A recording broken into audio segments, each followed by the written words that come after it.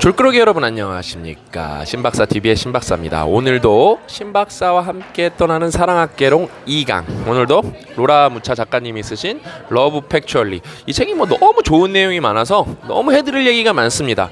그래서 제가 또 저만의 통찰을 붙일 수 있고, 저만의 사례를 붙일 수 있고, 그다음에 저만의 솔루션을 드릴 수 있는 부분을 한 부분 뽑아갖고 되게 중요한 이야기를 한번 해드릴게요.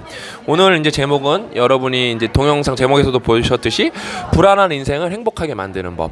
여기 이제 애착 이론이 앞에 설명이 구구절절 나오는데 그걸 읽어보시면 좋겠고, 다 읽어보셔야 돼요. 왜냐면은 우리 이제 애착 모델에 따르면은 우리는 안정형 애착 스타일, 그다음에 이제 불안형, 그다음 회피형, 이제 불안 회피 섞인형, 이제 혼합형으로 이렇게 나오는데, 이제 안정형이 58%로 제일 많아요. 그다음에 안정형이 장점이 압도적으로 많습니다. 그래서 안정형이 되는 게 중요해요. 그래서 이제 제가 여기 읽어보면 여러분 깜짝깜짝 놀랄 거예요. 불안형 난데, 회피형 난데, 이러시는 분이 나올 수밖에 없는 게 42%가 불안형이나 회피형, 그러니까 거의 10명 중에 4명은 불안형 회피형이에요. 그래서 여러분 이게 사랑책인데, 제가 말씀드렸죠, 이 책을 읽으면서 저 친구가 불안형이구나, 저 친구는 회피형이구나. 그러니까 그런 악플 쓰는 사람들 중에는 불안 애착 스타일이 엄청 많을 거예요. 왜냐하면 이렇게 그냥 뭔가 이렇게 불안하고 집착하는 거예요. 집착하는 거예요. 그래서 올바른 사랑을 잘 모르기 때문에 왜곡된 사랑, 그러니까 왜곡된 관심을 갈구하는 거죠. 왜? 그거를 사랑이라고 착각하고 그 자극을 통해서 자기 도파민을 분비시키는 거예요. 더 심한 악플을 계속 쓰게 되는 겁니다. 그래서 많이 이해가 되더라고요. 그러면 이제 그럴 거 아니에요. 그럼 나 뭐지? 회피형, 불안형인데 어떡하지? 근데 여기 작가가 진짜 기가 막혀요, 구조가. 그래서 그 소챕터가 나오는데 제가 읽어드릴게요. 안정형 애착 스타일로 변하기. 제가 그래서 오늘 제목이 불안한 인생을 행복하게 만드는 법이에요. 제가 읽어드릴게요. 내가 지금 뇌에 대해 간단히 살펴보고 있는 이유는 안정형 애착 스타일로 변하는 것이 가장 기본적인 생존 차원에서 뇌를 재구성하는 일이라는 것을 보여주기 위해서이다. 이게 일반 사랑 책들은 여러분 뇌피셜이 9할인데 이 책은 뇌과학 책이에요. 뇌과학 책. 그래서 이 책이 두꺼워요. 우리 책이 계속 두껍네. 이는 시간이 오래 걸리고 힘든 일일 수도 있지만 어쨌든 할 수 있는 일이다. 확실히 말씀드리는 거야. 어쨌든 할 수 있는 일이다. 우선 이제 불안형 애착 스타일의 사람들이 배워야 할 가장 중요한 일들 중에 하나는 자신의 감정들을 어떻게 경험하고 통제하느냐 하는 것이다. 심한 불안형 애착 스타일의 사람들, 예를 들어 미해결 트라우마를 가진 사람들 포함은 대체로 외부 위협들에 아주 예민하다. 그것은 편도체는 지나치게 활발히 움직이고 해마와 합리적 뇌는 지나치게 저조하게 움직이기 때문이다. 근데 이제 가로하고 또 설명이 있어요. 안정형 애착 스타일의 사람들은 해마를 쉽게 진정시킬 수 있다. 안정형이니까 장점이 압도적으로 많아요. 반면에 심한 회피형 애착 스타일의 사람들은 자신의 감정들에 접근하지 못할 뿐만 아니라 약점을 노출하지 않으면서 독립성을 지키기에 그들의 감정을 억누른다. 그리고 대부분의 경우 이들은 자신이 지금 무엇을 하고 있는지도 모른다. 가끔 조용하다가 폭발하는 사람들 있죠? 그 사람들이 회피형 애착 스타일입니다. 그 다음에 이제 악플 다는 사람들이 불안형 애착 스타일이 많을 거고. 그래서 여러분 제가 이 책 읽어보면은 몇 번을 강조해도 제가 지나침이 없는데, 사랑이랑 여러분 받침만 미음만 바꾸면 사람 되는 거 알죠? 예? 그러니까 진짜 사람을 많이 이야기 됩니다. 사랑 이상으로 사람을 많이 이야기 됩니다. 결국에는 사랑을 하는 주체가 사람이니까요. 저는 그래서 이 비즈니스에도 도움이 엄청 많이 되더라고요. 그래서 불안형 애착 스타일의 사람들은 자신의 감정을 통제하고 홀로 남겨지는 것에 대한 무력감과 두려움을 극복해야 하며, 회피형 애착 스타일의 사람들은 자신들의 감정들에 접근해 친근감에 대한 자신들의 부정적인 생각을 개선해야 된다. 그러니까 그다음에 또 이거 읽어야 돼. 트라우마가 있는 사람들은 자신의 감정들과 보다 건강한 관계를 유지하는 게 특히 중요한데, 이게 되게 중요한 거예요. 왜냐면 저도 어렸을 때 트라우마가 있는 사람이 거의 엄청 많거든요. 근데 진짜 이게 중요해서 다시 읽어드릴게요. 트라우마가 있는 사람들은 자신의 감정들과 보다 건강한 관계를 유지하는 게 특히 중요한데, 그것은 이들이 자신의 고통스러운 기억들을 그냥 묻어버리려 하는 경우가 많기 때문이다. 이들은 그런 기억들을 묻어버리려고 할 게 아니라 비참함과 굴욕감을 안겨주는 그 괴로움 느낌들을 직시하고 받아들이는 법을 배워야 하는데, 이게 되게 중요하다는 거예요. 근데 이게 쉽지가 않겠죠? 그러지 않고 자신의 몸이 말하려는 것들을 무시하거나 왜곡할 경우 무엇이 몸에 해롭거나 나쁜지, 또 무엇이 안전하거나 발전적인지를 구별하는 능력을 스스로 외면하게 된다. 뭐죠? 메타인지가 어마어마하게 떨어지게 된다는 거예요. 그러니까 자신의 몸에게 위험이 지나갔다는 걸 알려줘 마음을 놓고 현재를 살아갈 수 있게 해주는 능력을 잃게 되는 것이다. 되게 충격적인 거예요. 그래서 여러분 필요할 때는 상담 치료를 받아야 됩니다. 정신과를 가셔야 되는 거고요. 되게 중요한 거예요. 그 다음에 여러분 이제 그래서 이제 여기서 첫 번째가 나온 거죠. 이게 두 가지가 중요한데 이제 트라우마가 있는 사람들은 그거에 대해서 직시하면서 이거를 받아들이는 법을 배워야 된다. 그래서 필요할 경우에는 여기서는 그런 말 안 나와요. 그러니까 뒤에 쭉 나오는데 제가 깔끔하게 정리해드리면은 심리 상담사나 아니면은 대화를 깊게 나눌 수 있는 멘토, 그다음에 주변 지인들이랑 대화를 나누면서, 그러니까 그거를 받아들일 때 조금 힘들잖아요. 그 옆에서 도와줄 수 있는 사람들이 있으면 좋죠. 그때 여러분 조심해야 되는 게, 왜 제가 맨 처음에 1순위가 상담 치료사나 정신과 의사 선생님들이냐면은 일반 친구들이 불안형이고 회피형이면은 거기서 도움되는 조언을 주지 못해요. 거기서 오히려 여러분들을 아니야 너가 맞아 그러면서 그런 건 억눌러야 돼 막 이렇게 말을 참아 이러는 사람들 나올 거예요. 그러면 여러분이 이걸 메타인지를 올릴 수 있는 방법을 배울 수 있는 기회를 잃는 겁니다. 그러니까 제대로 된 사람들이랑 같이 있어야 되는 거예요. 그다음에 이제 두 번째로 안정형 해탁 스타일로 변하는 데 또 중요한 요소가 있는데, 그것은 바로 사색이다. 사색은 다른 사람들이 무엇을 믿고 느끼고 원하고 계획하는지, 그리고 또 무엇을 감추려고 하는지 아는 데 도움을 준다. 여러분 사색을 해보신 사람이 요즘에 얼마나 있을까요? 없어. 사색을 한 사람은 거의 없습니다.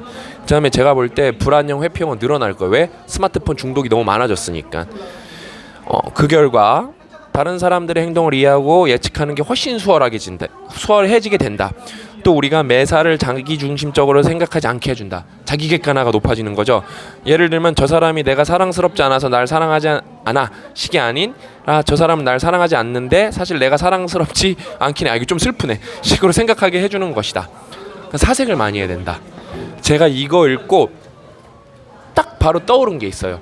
뭘까요? 싱큐베이션, 그다음에 빡독. 이제 빡독보다는 싱큐베이션이 훨씬 많이 떠올랐어요. 훨씬 많이.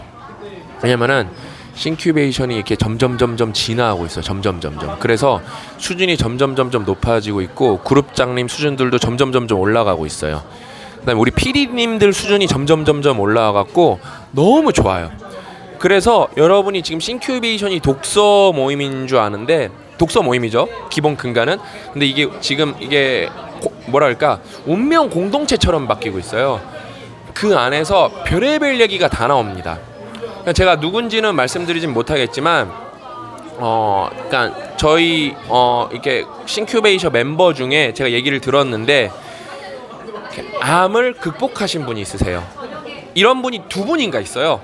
암을 극복하신 분이 있으셔갖고, 그분이 그 과정이 너무 힘들었는데 그거를 처음 털어놓으신 게 싱큐베이션이에요. 그 다음에 어떤 간호사분인데 뭐 요양병원에 계시나, 아무튼 뭐 정말 인생의 깊은 얘기를 해주신 분들이 많고, 그 다음에 이제 인생의 선배님들이고, 그 다음에 나이가 어려도 생각이 깊은 분들이 많고, 그 다음에 나이가 어린 친구들이 이런 고민을 내놨을 때 내가 나이가 많아서 그 고민을 못 내놨지만 그 친구의 고민을 들으면서 같이 해결하는 사람들도 있고, 그 다음에 싱큐가 끝나도 우리가 시킨 적도 없는데 자발적으로 애프터 싱큐라는 게 돼서 어때요? 그걸 모임을 계속 이어가는 사람들이 생겨나고 있어요. 그래서 제가 이거를 보면서 싱큐베이션은 안정형 애착 스타일로 변하기 가장 좋은 환경 설정이다. 그래서 내가 인생에서 이거는 사명감을 가지고 무료 모임으로 진짜 1000개까지 늘려봐야겠다. 그래서 여러분, 요번 싱큐베이션은 부산에서 열립니다. 하나가 열려요. 부산에서 열립니다. 그러니까 제가 이걸 하려고 엄청 노력을 많이 해요. 다 돈이에요, 여러분. 다 시간이고 다 돈입니다. 근데 일단은 부산에서 최초로 한번 도전을 합니다. 그 다음에 빡독은 뭐예요? 빡독은 온전히 와서 핸드폰 끄고 책 읽고 생각하는 시간이죠. 사색. 그 다음에 싱큐베이션은 이제 토론을 더 많으니까 사색이 더 많죠. 그 다음에 싱큐베이션 가기 전에 어때요? 싱큐베이션에 가기 전에 그 토론을 할 준비를 해가야 되고 서평을 써야 되니까, 여러분 서평이 뭐죠? 사색하는 시간이고, 여러분 우리가 사색도 그냥 단순 사색이 아니라 그러니까 사색은 이제 머릿속에서 일어나는 거지만 여러분 공부는 무조건 아웃풋식으로 하는 게 좋습니다. 사색도 내가 아웃풋식으로 하면 어때요? 그 내가 사색한 게 어떻게 되죠? 장기 기억으로 넘어갑니다. 그냥 글을 써보면은 정서명명하기나 해서 또 뭐가 되죠? 자기 객관화가 됩니다. 그러니까 여태까지 우리가 말했던 게 제가 완벽한 공부법이랑 여러분이랑 뼈아대서 말했던 게 이게 과학적으로 너무 사랑의 관점에서 설명이 잘 돼 있어서 저는 이 책이 너무 좋아요. 너무 좋아요.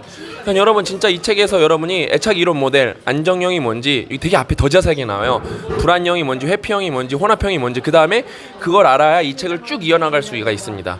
그 다음에 우리가 되도록이면 안정형이 장점이 압도적으로 많기 때문에 안정형으로 바뀌어야 되는데 그게 뇌 구조 관점에서 불가능한 것도 아니고 그거를 바꾸려면 어떻다? 내가 트라우마가 있으면 그걸 직시하고 그거를 받아들이는 법을 배워야 되고 근데 그걸 받아들일 때 혼자 하는 게 쉽지가 않고 객관화가 쉽지가 않으니까 상담 치료가를 받던가 아니면 싱큐베이션 같은 훌륭한 공동체에 들어가서 아픔을 나누면서 주변 사람들의 객관화의 조언을 듣는 거예요. 그 다음에 제가 이걸 언제 힘을 얻었었냐면은 제가 난임 부부라는 걸 우리 삼성 다닐 때 직장 상사한테 고백을 하면서 너무 힘들어서 막 눈물이 날 것 같았어요. 난임이라는 것 자체가 너무 괴로워요. 여러분 지금 난임 부부인 분들 다 힘내셨으면 좋겠습니다. 근데 10명 중에 우리 10커플 중에 3커플이 그때 난임이었고 그다음에 제가 채아가 아기집이 안 커갖고 유산 판정 받았었거든요. 유산 됐을 때는 그때 엉엉 울면서 반차 쓰고 집으로 돌아갔죠. 다음날 이제 회사로 돌아왔는데 유산 경험 있는 분들이 생각보다 너무 많이 받아서 그분들이 위로해주는 게 실제로 도움이 많이 됐어요. 왜? 그냥 보통 사람들이 괜찮아 힘내 그런 것도 당연히 도움이 되지만 실제로 유산을 당한 인생의 선배님들이 응원을 해주시고 격려를 해주시니까 진짜 도움이 많이 되더라고요. 근데 싱큐베이션에서 여러분이 어떤 사연을 말하고 뭘 말하면 어떻죠? 그게 도움이 엄청 많이 돼요. 그래서 제가 이제 전국 박독 좀 있으면 하거든요. 전국 박독이 아마 12월 14일인가 그 토요일에 한번 할 거예요. 제가 맨날 왜 고민 상담을 하냐면은 그 다음에 왜 프레젠톡 같은 걸 개발했냐면은 분명히 다 트라우마가 있고 고민이 있는데 가장 거기서 많은 거를 저나 고 작가님이나 옹이사가 객관화된 상태에서 그거를 고민해주고 응원해주고 그 다음에 그거를 덮으려는 게 아니라 직시하게 하는 거예요. 제가 그러잖아요. 나쁜 놈들이 자꾸 여러분이 취업 안 된다 그러면 그거를 덮으려고 그래요. 사회 탓을 하고 덮으려고 그래요. 근데 그런 게 중요한 게 아니에요. 직시해야 돼요. 받아들여야 돼요. 그리고 노력해야 돼요. 어떻게? 올바르게. 상황이 악화됐으면은 재수 없구나. 그럼 난 재수 없을 만큼 더 노력해야겠다. 왜? 세상이 바뀌었다고 여러분이 세상 탓한다고 세상이 그럼 여러분이 도로 바뀔 것 같아요? 그런 거 없어요. 그런 거 없어요. 그냥 저는 계속 고민 상담을 안 할 수가 없는 거예요. 그 다음에 어때요? 조금 날카롭게 하는 거예요. 그러면서도 격려도 잊지 않는 거예요. 뭔 말인지 아셨죠? 그래서 저는 계속 프레젠톡이나 뭐 어떤 여러분이랑 유튜브 컨텐츠를 통해서 여러분의 고민을 이 고민도 다시 저 고민도 다시 이 관점에서 왜냐면 고민이라는 게 여러분 몇 법칙을 따르기 때문에 상위 20%만 하면은 80%는 다 해결돼요. 근데 맥락이라는 게 다르기 때문에 취업이 안 되는 것도 이렇게 안 되는 사람이 있고 저렇게 안 되는 사람이 있고 재취업이 있고 두 개가 된 사람이 있고 아예 가능성이 없는 것 있고 눈높이가 다른 사람이 있고 이렇게 계속 맥락이 다르기 때문에 저는 안 지쳐요. 그런 거 두려워하지 말고 나는 저 고민을 받는데도 해결이 안 된다. 프레젠톡 같은 거 할 때 또 보내세요. 그럼 제가 또 대답해 드릴게요. 왜?